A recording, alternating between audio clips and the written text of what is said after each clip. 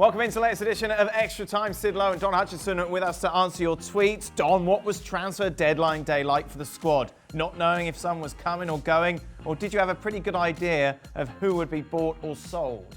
Oh, it was classic. It was classic inside the dressing rooms. Everyone's sitting there with their bags semi-packed. Are you going? Are you not going? Carnage, really, because you're literally sitting by your phone and you're thinking, am I going? As a player, if you are on the move, you've always, your agent's already tipped you off that you could be on the move, so prepare. But looking around the squad, it was interesting when you're seeing people laughing and joking and people not happy, trying to figure out which one's staying and which one's moving. Don, did you move on deadline day ever? I don't think I moved on deadline day. I think my moves were before there was even a deadline day sort of built into the schedule. I think I moved quite a few times, but not on a deadline day. Sid, it doesn't seem to be as big in Spain as it is in the UK. No, although they're trying to, this is one of the things that makes me laugh about it watching it in Spain. They're trying to make it big. Right. So they've watched the way that it's kind of been built up in England. They've watched the way that it's become kind of an event. And they thought, well, let's try and do this. Now, of course, the one big flaw with this, as indeed has been noticed in England over the last 3 or 4 years, is that quite often nothing happens. So you have this thing where, let's turn this into something. Right, okay. So, anyone want a drink? Because just, so little happens. And so you get a few kind of like minor little loan deals, but they haven't really found a way of building the drama to quite the same extent. But they'll keep trying. The thing is, obviously, look, we're talking about a league that doesn't have isn't flush for cash in quite the same way as the Premier League, and so you're not going to get that same volume and certainly not the same level of deadline day moves. Sid, are PSG still the favourites for their clash against Barcelona, or are they now even given Barca's recent form, and indeed PSG's recent form? Funny you should say that. I was driving back from a game last night, listening to the radio here in Spain, and they were having this exact debate. One of them piped up. There were sort of 5 or 6 of them in the studio talking about this. It was immediately after the Barcelona Athletic Club game, and someone said, "Look, I tell you what, you're all going to laugh, but I think Barcelona go through against PSG." And he was right. Most of them did laugh. Right. But I think there is a feeling that Barcelona are starting to find their feet. That maybe in, 3 weeks away, is it? Or 2 weeks away now? That maybe in a couple of weeks' time, if this continues, that it's not impossible. Also, as you say, because they're watching Paris Saint-Germain and thinking that maybe they're not quite as good as we thought they were a month or so ago. Sid, how did Barcelona get in such a financial mess and not once get flagged by financial fair play like City or Chelsea? Because in a way, one fundamental reason, because they weren't breaking financial fair play rules. What they were doing was borrowing money that they were putting off. The income was still very, very high. But of course, the nature of this is that income needs to continue being high. It needs to keep on coming in. And of course, they got into a position where it stopped. And it stopped because of the pandemic, but that's not to say that it's purely the pandemic's fault. This is to do with the fact that Barcelona mismanaged. It's to do with the fact that they put themselves in difficulties in terms of liquidity, in terms of the cash flow and so on. And to give you a couple of examples of how they avoided financial fair play, look at the deal that brought Neto to Barcelona. And in particular, look at the supposed swap deal between Pjanic and Artur Melo. Now, these were 2 players, one who left Juventus to go to Barcelona and one who left Barcelona to go to Juventus, who were more or less valued at the same amount. But what happened, of course, was that in terms of the accounting, not the actual money, and this is a really important point, the way that you account for your money is not necessarily the same way as you actually are able to count your money. And so in terms of the accounting, the money from the outgoing player, that turns up right now. The money that you're paying for the incoming player, well, that will be spread over the next 4 or 5 years. And so those kind of if you like, I wouldn't quite call them financial engineering, although that's the phrase that gets used here a lot. But those kind of ways of manipulating the figures enable you to continue to fulfill the criteria of financial fair play. Don, as we heard in your commentary last night in the Liverpool game, you were praising Thiago a lot. How good was he? Oh, he was amazing, Dan. I just think he's so cultured on the ball. He finds time, he finds space. I was trying to put myself in the shoes of Declan Rice and Thomas Souček, trying to play against him with Liverpool's 3. And he doesn't play like a conventional midfield play. He doesn't really play like a 6 or an 8. He's got the freedom to sort of wander. And then when he's intelligent enough to find space, it's the way he manipulates the ball. his technique. He's always scanning for passes forward. He's looking for the difficult passes. The amount of times he, plays them balls where he's looking to Trent at the right-hand side and he whips the ball through into Mo Salah's feet. So centre forward's going to love playing him because he's different class. He's just so good. What's in that jar, Don? What jar? That jar? Yeah, what's in it? That might be a little bit of cream. Not my cream. Oh. Almond coconut cream. Nothing to do with me. Ah, dear. God, are you joining us from the bathroom? What's going on? No, I mean, I can bring a little bit of perfume in if you like. I now just got this image of this almond coconut. It's a coconut, it's a cream for that rash. Oh dear. Sid, are Sevilla underrated? They play good football and they're more consistent compared to Barcelona and Madrid and arguably have a better manager than both of them. But they are below both of them in the league. So I suppose the question is, are they underrated by who? Whose rating are we Frank talking Lampard about? I think most people in Spain.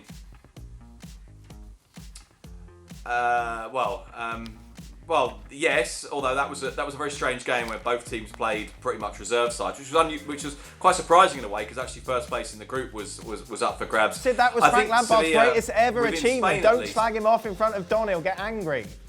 Why the hate, Dan, from Frank Lampard? I'm just saying it was a strange game. I'm not slagging anyone off. I'm just saying it was a strange game. In which, by the way, I was there. In which Giroud was absolutely outrageously good.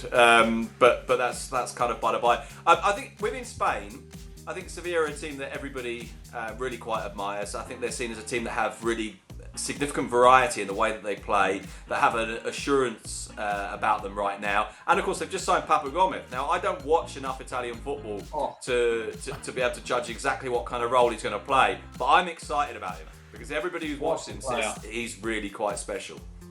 What a player, Sid. Hey, see, I'm excited now, Don. That's it. I'm looking forward to this. There you go. What a game that should be. Who's it playing? Sevilla, Borussia Dortmund in the Champions League. Whoa. Sid, let's talk food. Yeah. What's your favourite tapa? The one you're always happily surprised with when it's brought to your table? Well, if it's your favourite, you're not really surprised by it, are you? That's a nice question. Why are you having a go at Super Frank's bouncy IQ? Sorry, I'm not having a go. No, but look, if you. And genuinely, it does depend if it's good or not. A good tortilla is brilliant. A bad tortilla is a complete waste of time. The same goes for ham. If you get bad ham, it's not great. Good ham is brilliant. I'm quite a big fan of chickpeas and chorizo. Is nice. Right. See, I would go pimientos de padrón. Yes, the Russian roulette. Yeah, that's always good. That's always good. Look at Don. Don nodded. You got me. I'm thinking, where do I come into this conversation? Chilies. Yeah, that's a bit of me. And a bit of pulpo, if you get a good bit of pulpo, obviously, as well. Yeah, pulpo's good. Lots of paprika. Good olive oil. Pulpo's good. There you go. Don's palate is about sophisticated as Steve Nicol.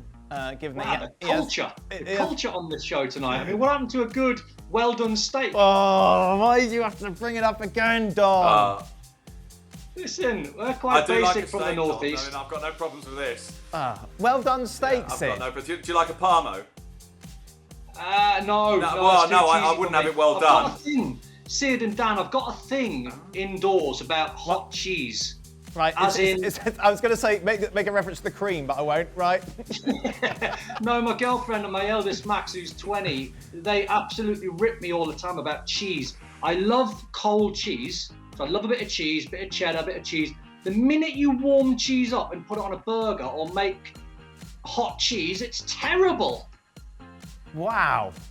Yeah, disgusting. Yeah, I can see that. There's a certain logic to that. Sid, what's the Argentinian Don, cheese? Does this mean you don't like pizza? What's the Argentinian cheese that they grill, Sid? That is delicious.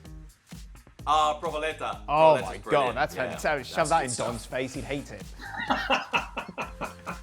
That's going to ruin my steak, that is. Well done steak with hot cheese on. So when you have like a spag bowl, no. I'll tell you what, the well done thing. God. Oh no, love a bit of Parmesan, but it's cold. But then that warms it up, doesn't it? And melts it. Yeah, but you're putting cold cheese on things. Cold cheese is fine. It's melting the cheese, like on a burger or a steak or something. But cheese melts on the cheese melts on the bolognese. Wait, Don, just one thing, right? Yeah. If you don't like warm cheese and melted cheese in any way, does this mean you hate pizza? No, that's the thing, Sid. I love pizza. This is the most, why would you bring up such a ridiculous point, Don, that makes you look so foolish? Well, no, it's just it's a fact. If someone serves me a burger with cheese on, I'm like, no, that's not for me. That seems to be the one example. That's it. You don't like cheeseburgers. Hot cheese. I don't like hot cheese. Where else? Where else in your life has someone given you hot cheese that's made you this Cheese angry? fondue. Do you like a cheese fondue? No. What about couldn't lasagna? Worse. What about lasagna? Yeah, I do like a little bit of lasagna. Listen, it's meat. I don't want cheese on my meat. Well, what's on a lasagna, for crying out loud? Yeah, but there's layers there, man. There's about 6 layers. Do you want cheese on the top of your shepherd's pie? No. Keep it basic. Shepherd's pie, bit of mash, bit of meat underneath. No, I think it's a burger thing. Okay. I think it's a burger thing. Yeah, that seems to be the thing. You don't like cheeseburgers, and you just went a little bit too far. Speaking of horrible taste, Is this just a Patrick Burger thing? was there some issue with Patrick Burger? Did you play? No, he's younger than you, Don, isn't he? Yeah, good looking as well. Younger, good looking, better. Yeah. Well, all right. I mean, I could say Sebastian's a lot better, good looking than you, Dan, a bit younger. I wouldn't go there. I wouldn't say it. Burger problem. I wouldn't say Sebby's good looking or younger. I wouldn't go there. Well, that's because you'd be wrong. Okay, final thing. Does Don plan on bringing back his awful mustache?